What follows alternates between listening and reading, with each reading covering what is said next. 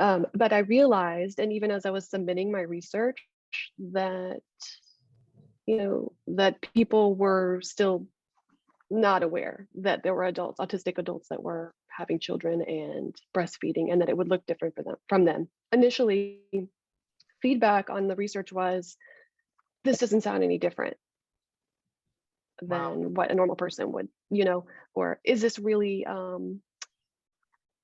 is this enough of a need to, you know, get into deeper? So I think so many people assume that, these adults have grown out of autism, or their ADHD is under control because they're adults and they're functioning. If they're having children, they can't possibly be X, Y, Z.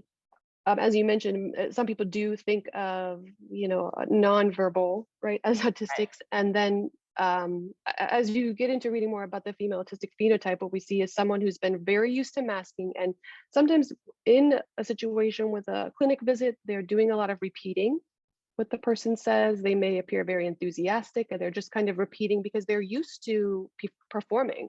And then sometimes selective mutism, just what you're familiar with, but a silence that's very long that is part of processing. And sometimes a lot of providers interpret that as, you're not listening, you don't care, you're not really interested in what I have to say. But it really, what that is just the processing. Mhm. So allowing time and space for some silence, asking one question at a time.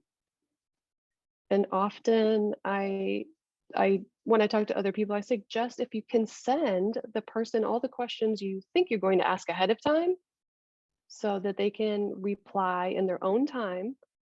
And when you meet in person or through video, it's easier for them to go down that list. They already have written down those authentic responses, and they can kind of connect to that, instead of feeling like they can't talk. It's hard to process in the moment. So a lot of these women are used to masking, and sometimes the appointments take longer because it takes a little while for them to let that mask come down. And because sometimes during the appointment, we might not be seeing a physical thing happening, right? Sensory processing is very internal for them. And so we might not be able to see it physically. And that might be frustrating, for lack of a better word, right? We don't see anything. The latch looks great. Baby's transferring milk. The nipple is not misshapen, but the mom's still having pain. We don't see any oral restrictions. And our training really hasn't prepared us to think outside of the box and go down that road. So if we knew ahead of time, if the person did come in and we could see, like, oh, look, they checked, they're sensitive to these things, milk, wetness, and strong smells. Okay. Some women have even said the smell of their own milk is overwhelming, intolerable. They've used those words. So the sound of the baby suckling, the sound of the breast clips. And So talk to me um, about what you feel the most important thing is for lactation consultants to be aware of when working with either autistic breastfeeding mothers or those that have sensory processing differences.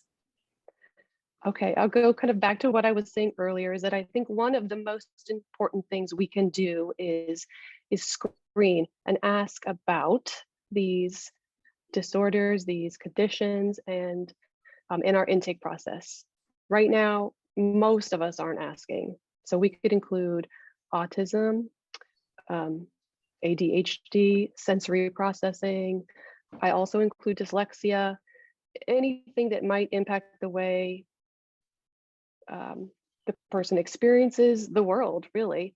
And I think we ask about food sensitivities, we ask about food allergies, and we can use that kind of same thought process and ask about other sensitivities, not just food, but do they have sensitivities to wetness?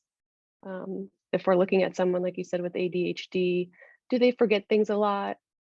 Is there an executive functioning thing we need to look at that might make breastfeeding really hard? What do I do first?